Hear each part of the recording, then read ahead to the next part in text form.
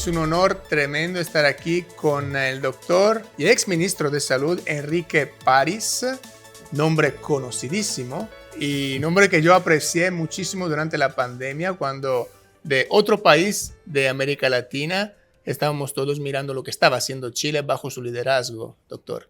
Así que felicitaciones por este hito, por este momento.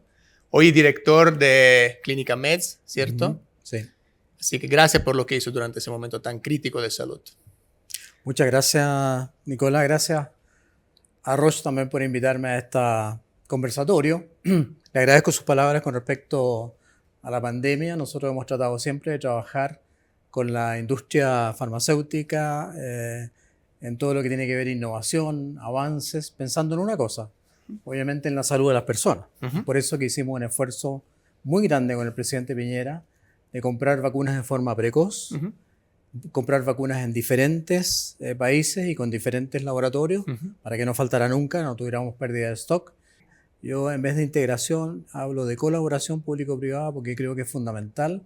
Y doctor, hablando de justamente grandes problemas de salud, con mucha gratitud también miramos a la iniciativa de este gobierno actual, ¿cierto? De decretar el estado de emergencia oncológica. Sabemos que tenemos millares de pacientes, decenas de millares de pacientes que están esperando una garantía explícita y vemos algunos titulares con datos que son positivos. Son datos donde tenemos casi la totalidad de esos pacientes que se ven por lo menos llamados de vuelta al sistema. Quería saber cuál es su perspectiva sobre eso. Yo creo que se ha hecho un trabajo encomiable al tener el tema del tratamiento con un nuevo desafío con respecto a las drogas oncológicas, con respecto a la radioterapia, en fin. Y para eso se necesita, nuevamente hablamos, la colaboración público-privada también y todo lo que signifique innovación, investigación que es aportada por la industria farmacéutica. Nos interesa mucho ese tema de equidad en salud, tanto de un punto de vista de atendimiento entre sistemas, como de un punto de vista de regiones. El atendimiento de Santiago, muy diferente de lo que pasa en regiones, ¿correcto? Así es. Ese es un punto muy interesante, Nicolás.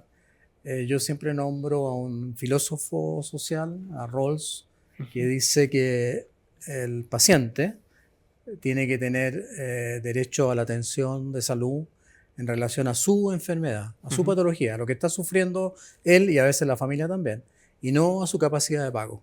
Y hay que formar más especialistas, formar físicos médicos, formar enfermeras especializadas también, que pueden a veces suplir la labor de un médico, y eso lo digo sin ningún problema. Creo que hay que modificar el Código Sanitario. Ya estoy hablando de cosas mucho más locales, pero creo que hay que darle al equipo de salud, enfermeras, kinesiólogos, tecnólogos, en fin, la capacidad de hacer cosas que solo, por lo menos en Chile, hacen los médicos y que pueden ser ejercidas por otras partes del equipo de salud. Perfecto.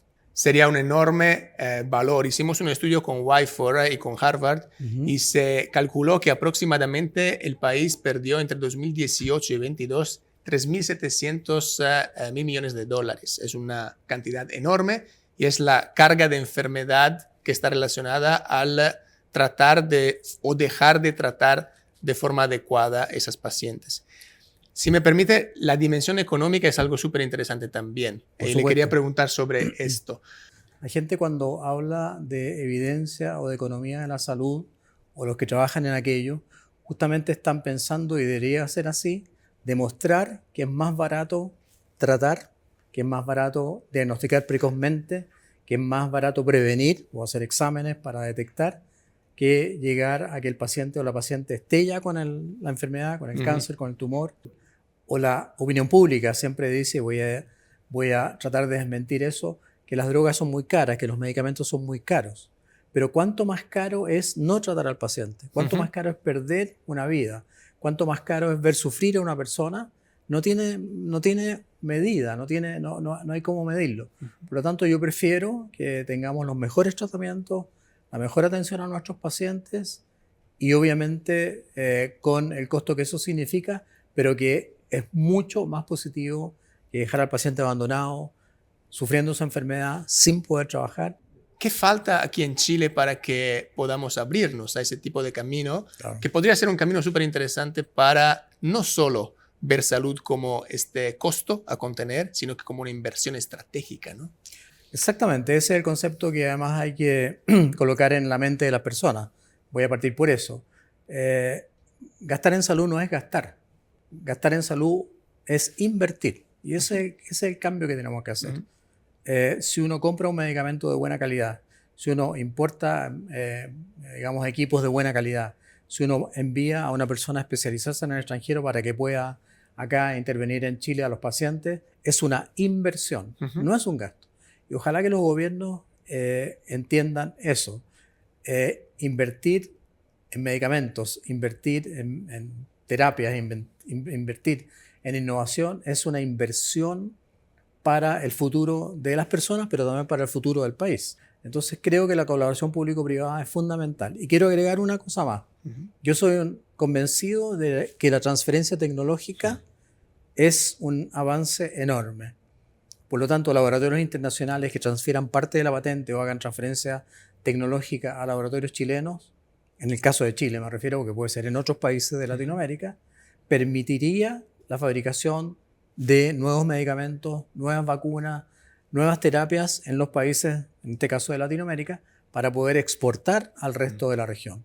Yo creo que hay que modernizar los mecanismos de aprobación de nuevas drogas en el país. Perfecto. Porque yo creo que el ISP y los estudios comparativos que ha hecho FIPharma demuestran que nosotros como país nos demoramos 3 o 4 veces más en aceptar un medicamento. O sea, desde que se descubre el medicamento hasta que llega a ser aplicado en nuestra población, pueden pasar 5,5 o 6 años. Súper interesante lo que usted menciona sobre justamente el proceso que lleva una innovación, cualquiera esta sea, a ser evaluada adecuadamente y después eventualmente adoptada de forma oportuna por el país. Está un proceso que es el proceso de ETESA, y en ese proceso es casi una licitación que se abre de volumen cuando hay hoy en día innovaciones que van desde la terapia génica, terapia celular, que claramente no tienen las características para entrar en ese tipo de modelo de compra, ¿no? Y la innovación por sí tiene esa característica de valor en términos de costo-beneficio mucho más que una costo-efectividad dura y cruda. ¿Cuál es su visión? ¿Cómo podríamos transitar de un modelo donde compramos unidades en volumen a un modelo donde el sistema empieza a comprar unidades de valor y, quién sabe, compartiendo el riesgo con la industria? Sí.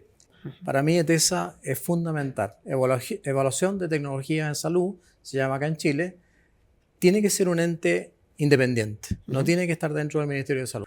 Porque siempre el Ministerio de Salud va a tener el tope del valor de lo que hay que gastar, del presupuesto. Pero si ETESA, una evaluación de tecnología en salud independiente, formada por personas independientes, le dice al ministro o a la ministra, mire, este medicamento nosotros hemos encontrado que es estupendo, que es excelente y hay que incorporarlo, le quita peso a la ministra también o al ministro, le quita el peso al ministerio, pero yo ahí pondría un acento en los pacientes. Yo creo que ETESA, de alguna manera, en algún momento también tiene que escuchar a los pacientes. Creo que las agrupaciones de pacientes, Nicolás, con respecto a las enfermedades y a los medicamentos y al precio de los medicamentos, las agrupaciones de pacientes también tienen que ser escuchadas, tienen mucho que decir. Me imagino que los pacientes, por ejemplo, con el caso de las drogas de uso subcutáneo, van a preferir mucho más eso que una droga endovenosa que tiene que quedarse horas en un sillón. Pero entiendo que experimentar en el sector privado y en el sector público sean dos cosas diferentes. ¿Cómo podríamos empezar por algo? Hablamos aquí de muchas cosas que son fundamentales y que son cambios estructurales como la transferencia de tecnologías, la adopción más temprana y más oportuna de nuevas tecnologías como los subcutáneos. ¿Por dónde empezar, doctor? Bueno, yo soy, por así decirlo, un hincha de los ensayos clínicos. Yo creo que se pueden y se deben hacer ensayos clínicos tanto en el mundo privado como en el mundo público. Los ensayos clínicos aportan soluciones a los pacientes, aportan soluciones a la ciencia, demuestran la efectividad de algunos nuevos tratamientos. Entonces, si nosotros tenemos la posibilidad de hacer ensayos clínicos, y en MEDS estamos haciendo 18 ensayos clínicos, por ejemplo, la genética europea no es igual a la genética de Sudamérica e incluso de Chile. Por lo tanto, hacer ensayos clínicos en diferentes países para ir recolectando información, yo creo que también es fundamental, siempre. Fantástico. La última curiosidad que quería tocar con usted es sobre otro grande eje de actuación para que se puedan adoptar de forma más temprana tanto nuevas tecnologías como avanzar con asociaciones público-privadas como la que usted menciona. Es la financiación. Y la financiación en salud pasa por una conversación que muchas veces parece ser un poco asimétrica, ¿no? Entre técnicos del Ministerio de Salud y muchas veces Hacienda, ¿cierto? Muy recientemente tuve una conversación súper interesante donde hablábamos de judicialización y del cómo, por mucho de que sea un problema, el hecho de que la financiación se atribuya a Hacienda descaracteriza un poco ese problema de la esfera de control del Ministerio de Salud. ¿Cómo podríamos avanzar en ese sentido? ¿Cómo podríamos ver el sistema de forma más holística y el impacto de forma más transversal? Bueno, uno de los proyectos que nosotros habíamos enviado al Parlamento, en Chile me refiero, es la Ley de Fármacos 2. Nosotros pensamos en eso con el presidente y con Hacienda también, y nos colaboraron muchos otros especialistas, porque creo que debería modificarse algunos aspectos de la Ley de Fármacos en Chile justamente para avanzar en abaratar o tener precios más asequibles a la población en general, ya sea pública o privada, en algunos medicamentos o en todos los medicamentos, ojalá. Y lo otro que hay que hacer, yo creo, es fortalecer la CENABAS, que es la Central Nacional de Abastecimiento que tiene Chile, para que las compras de medicamentos se hagan en grandes cantidades, en un solo lugar, y no que cada región, porque eso sigue ocurriendo en Chile, cada hospital a veces, cada servicio compra medicamentos en pequeñas cantidades y tú sabes que eso encarece mucho el valor. Sí. Y lo otro, en lo cual yo estoy muy entusiasmado, es en la posibilidad de entregar el medicamento no solamente en los centros de salud, sino que en las farmacias de barrio, en las farmacias locales. Hacienda, nosotros decimos el dueño de la billetera fiscal, Hacienda tiene que entender también que el buen medicamento, que el buen tratamiento es una inversión y no es un gasto.